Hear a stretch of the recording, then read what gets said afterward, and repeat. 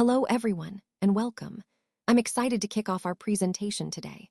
Our first slide introduces the fascinating topic, the human eye and the Colourful world. In this session, we'll explore how our eyes perceive colors and what makes our world so vibrant. We'll cover how the eye works, the science behind colors, and some interesting facts along the way.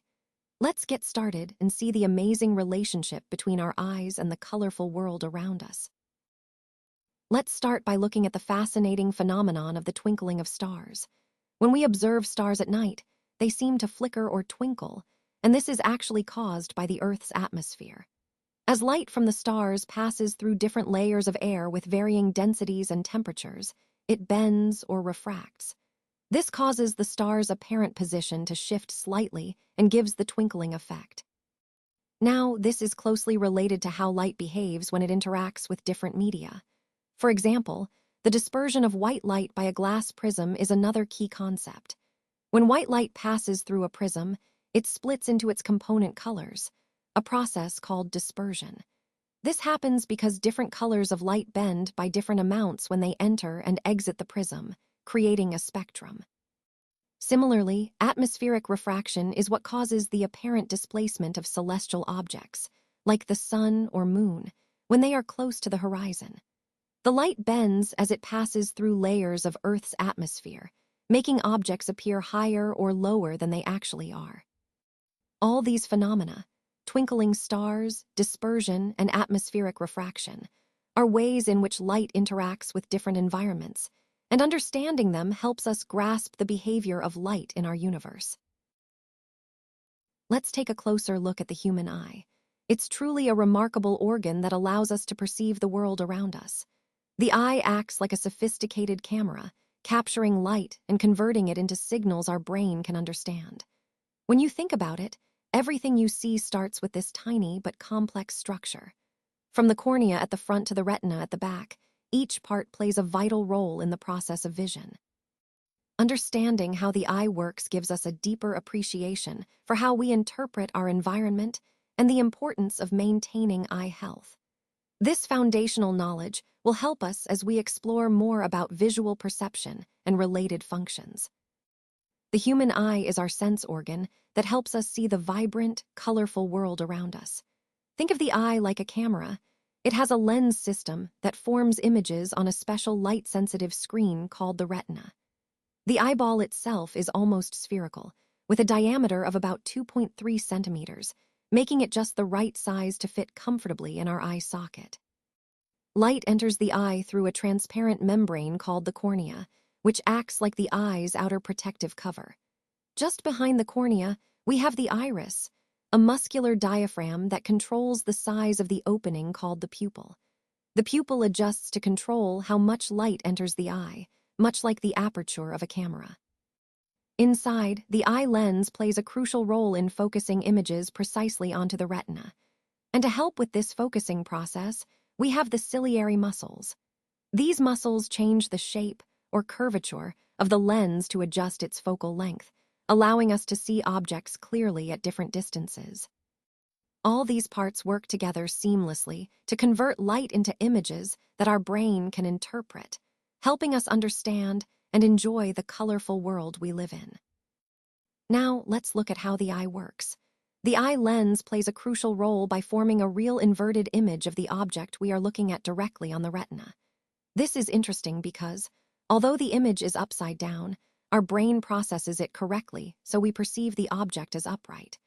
The retina contains light-sensitive cells that detect this image and convert it into electrical signals. These signals then travel through the optic nerves to the brain. Once in the brain, the processing centers interpret the information, allowing us to recognize what we're seeing. Finally, the brain sends a message back through the optic nerves to the eye, enabling us to perceive the object clearly. This entire process highlights how our visual system seamlessly combines optical and neural functions to give us the vivid images we experience every day. Let's talk about the power of accommodation of the eye. This is essentially the eye's ability to see clearly both near and distant objects, and it does this by adjusting its focal length. Now, the eye lens is made up of a fibrous, jelly-like material, which gives it some flexibility. This flexibility allows the curvature of the lens to change, and that change is controlled by the ciliary muscles. When these muscles relax, the lens becomes thinner, which increases its focal length, helping us see distant objects more clearly. Conversely, when the muscles contract, the lens gets thicker, decreasing its focal length and enabling us to focus on nearby objects. This entire process is crucial because it allows the eye to adapt quickly to different viewing distances, maintaining clear vision. It's a fascinating mechanism that highlights how dynamic and responsive our visual system really is, connecting to the broader theme of how our eyes function to provide sharp, adaptable vision. The minimum distance at which the eye can see objects clearly is known as the near point, or sometimes called the least distance of distinct vision. This is essentially the closest point at which our eye can focus on an object without strain. For a typical, healthy eye, this distance is about 25 centimeters. Understanding this helps us grasp how vision works and why certain objects appear blurry when they are too close or too far away. It also sets the foundation for understanding issues related to near vision and how corrective lenses can assist. So, the near point is a key concept in understanding visual acuity and the limits of our eye's focusing ability. The farthest distance up to which the eye can see objects clearly is called the far point of the eye. For a normal eye, this distance typically ranges from about 25 centimeters all the way to infinity. This means that if an object is within this range, our eye can focus on it comfortably and see it clearly. Understanding the concept of the far point helps us grasp how our eyes adapt to different distances and why some people might need corrective lenses if their far point is closer than normal. It's a fundamental idea in understanding how vision works and how we can correct vision problems when they occur. Now, let's look at how we can correct myopic eyes using a concave lens. As you can see, in myopia or nearsightedness, the person can see nearby objects clearly but struggles with distant objects. This happens because the image is formed in front of the retina instead of directly on it. The main reasons for this are an increase in the length of the eyeball or an increase in the curvature of the eye lens. Essentially, these structural changes cause the focal point to fall short of the retina. To correct this, we use a suitable concave lens, which helps diverge the light rays so that the image is properly focused on the retina, improving distant vision. This correction technique is a practical application of how understanding the eye's structure helps us develop effective solutions for vision problems. When it comes to correcting hypermetropia, or farsightedness, a convex lens is typically used. This type of lens helps to focus the image directly on the retina, which is essential for clear near vision. Now, the causes of hypermetropia can vary, but some common reasons include a decrease in the length of the eyeball or a decrease in the curvature of the eye lens. Essentially, if the eyeball is shorter than normal or the lens isn't curved enough, the light rays focus behind the retina instead of directly on it. That's why people with hypermetropia often see distant objects clearly but struggle with nearby objects. So, by using a suitable convex lens, we can compensate for these issues, bending the light rays properly so that the image forms exactly on the retina. This correction restores clear vision for close objects, helping people see clearly again. Understanding these key points helps us appreciate how optical devices like lenses can effectively address specific vision defects. Presbyopia is a common vision defect that occurs mainly in older people. It makes it difficult to see nearby objects clearly. This happens because the near point, which is the closest distance at which one can see objects clearly, increases with age. Essentially, the eye's ability to focus on close objects diminishes over time. This is primarily due to the weakening of the ciliary muscles and a decrease in the flexibility of the eye lens. When these muscles weaken and the lens becomes less flexible, it can't change shape as easily to focus on nearby objects. The good news is that presbyopia can usually be corrected with the use of a suitable convex lens. These lenses help in focusing the light correctly onto the retina, allowing clear vision for near objects. However, sometimes people experience difficulty with both near and distant vision at the same time. In such cases, bifocal lenses are used. These lenses are specially designed with two different parts. The upper part is concave, which aids in correcting distant vision, while the lower part is convex, helping with near vision. This dual functionality makes bifocals very effective for people with presbyopia who also have other vision issues. Overall, understanding presbyopia helps us appreciate the importance of corrective lenses and the advancements in optical technology that assist us in maintaining clear vision as we age. When a ray of light passes through a glass prism, it experiences bending twice, once at the air-glass interface and again at the glass-air interface. This bending occurs because of the change in speed as light moves between different mediums. The ray that exits the prism is no longer in the same straight line as the incident ray. Instead, it is deviated by a certain angle, which we call the angle of deviation. This angle is important because it helps us understand how light behaves when it interacts with transparent objects like prisms.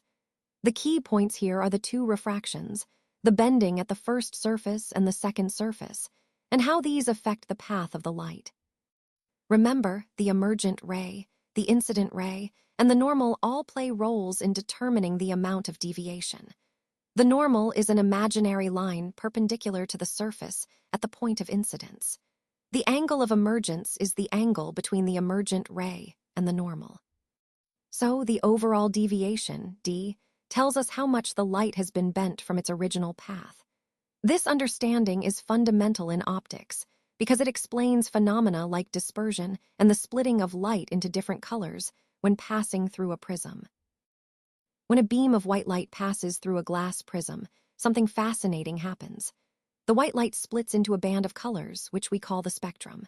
This process is known as dispersion of white light. You might wonder, why does this happen?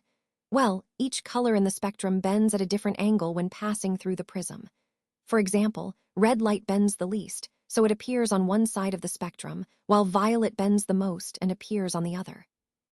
The colors in the spectrum follow the order VIBGYOR: violet, indigo, blue, green, yellow, orange, and red. This dispersion is a key concept because it explains how we see different colors in natural phenomena like rainbows. It beautifully demonstrates how white light isn't just one color, but a mixture of many, each with its own properties. When a beam of white light passes through a glass prism, it gets split into its component colors, creating what we call a spectrum. This is because different colors bend by different amounts when passing through the prism, a phenomenon known as dispersion. Now, here's the interesting part. If we take those colors, those separated parts of the spectrum, and allow them to fall onto an inverted glass prism, something remarkable happens. Instead of remaining separated, these colors recombine, and the result is the production of white light again. This process highlights a fundamental concept. White light isn't just a single color. It's actually made up of multiple colors, and by understanding how light can be split and then recombined, we get a better grasp of the nature of light itself. It ties into our overall theme of understanding optical phenomena, showing how light can be manipulated and understood through simple yet powerful experiments like these. A rainbow is a beautiful natural spectrum that appears in the sky after a rain shower. It's caused by the dispersion of sunlight through water droplets in the atmosphere. These tiny droplets act like miniature prisms, bending and splitting the light into its component colors. When sunlight hits a water droplet, it first refracts, or bends, as it enters the droplet. Then, it disperses, spreading out into different colors. After that, the light reflects internally off the back of the droplet before exiting. As it comes out, it refracts again. This entire process, refraction, dispersion, internal reflection, and refraction again, creates the stunning rainbow colors we see. So the key idea is that water droplets are essential because they manipulate the sunlight in just the right way to produce this natural, colorful arc in the sky. Atmospheric refraction occurs because the refractive index of the atmosphere changes gradually with altitude. As we go higher, the air becomes less dense, and closer to the surface, it's denser due to the heat and pressure. This means the refractive index increases as we approach the ground.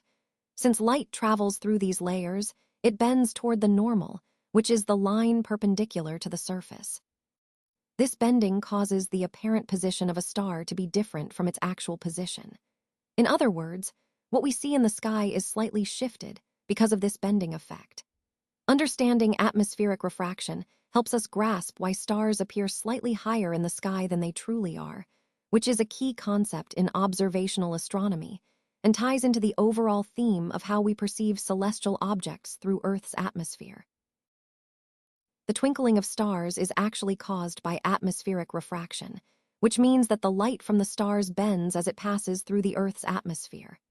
This bending happens because the atmosphere's layers are constantly moving and changing position, which makes the star's light appear to shift slightly. As a result, the star's brightness seems to fluctuate, sometimes brighter, sometimes fainter, and this creates the twinkling effect we observe. Now, planets are a bit different because they are closer to us than stars. Unlike stars, which are essentially point sources of light, planets are extended sources. That means their light comes from a broader area rather than a single point. This difference is key because the extended source of light from planets tends to average out the atmospheric distortions, so the twinkling effect is effectively nullified or much less noticeable when we see planets. So, in essence, the twinkling of stars is mainly caused by the way Earth's atmosphere affects the light, and the difference in how planets and stars emit light explains why planets don't twinkle in the same way. This ties into the overall theme of understanding how our atmosphere influences what we see in the sky. The sun is actually visible to us about 2 minutes before sunrise and about 2 minutes after sunset, and this is all thanks to atmospheric refraction. What happens is that the Earth's atmosphere bends the light from the sun, making it appear slightly shifted from its actual position. This effect causes us to see the sun earlier than it's actually risen, and for it to linger a bit after sunset. Additionally, this refraction causes the sun's disk to appear somewhat flattened at the horizon during sunrise and sunset. So, the combination of these optical effects influences how we perceive the sun's position and shape at those times. Understanding this phenomenon helps us grasp why sunrise and sunset don't happen exactly at the moments we might expect based solely on the sun's position in the sky. It also ties into the broader theme of how atmospheric conditions influence our perception of celestial events. When a beam of light passes through a colloidal solution, you can actually see the path of the light because of the scattering caused by the tiny colloidal particles. This phenomenon is known as the Tyndall effect. It's similar to what happens in our atmosphere. Air contains molecules, water droplets, dust, and smoke particles. When sunlight travels through the atmosphere, these particles scatter the light, making the path visible to us. The interesting part is that the color of the scattered light depends on the size of these particles. Very fine particles tend to scatter blue light, which is why the sky looks blue. Larger particles, on the other hand, scatter different colors of light, which can create various visual effects. So, the Tyndall effect really helps us understand how light interacts with different particles, whether in colloids or in the air around us. The fine particles in the atmosphere are actually smaller than the wavelength of visible light. Because of their tiny size, they tend to scatter certain colors of light more effectively than others. Specifically, they scatter blue light, which has a shorter wavelength, more strongly than red light, which has a longer wavelength. When sunlight travels through our atmosphere, these particles cause the blue light to scatter in all directions, and that's why the sky looks blue to us during the day. If the Earth had no atmosphere at all, there would be no scattering of light, and the sky would appear completely dark. In fact, at very high altitudes, where there's almost no atmosphere, the sky also looks dark because there's nothing to scatter the sunlight. So the reason the sky appears blue is directly related to how these tiny particles in our atmosphere interact with sunlight, especially with the shorter, blue wavelengths. This scattering effect is a key part of understanding why the sky's color changes under different conditions, tying into the broader theme of how Earth's atmosphere influences what we see. When the sun is near the horizon during sunrise and sunset, it's positioned low in the sky, and the sunlight has to travel through a much thicker layer of the Earth's atmosphere. Because of this longer journey, the light interacts more with the particles in the air. Most of the blue light and the shorter wavelengths get scattered away. Think of how the sky looks blue during the day. But at these times, that scattered blue light can't reach our eyes. Instead, the longer wavelengths, like red and orange, make it through and reach us. That's why the sun appears reddish or orangish when it's rising or setting. This phenomenon really highlights how the atmosphere influences the colors we see and connects to the overall idea of how light interacts with our environment.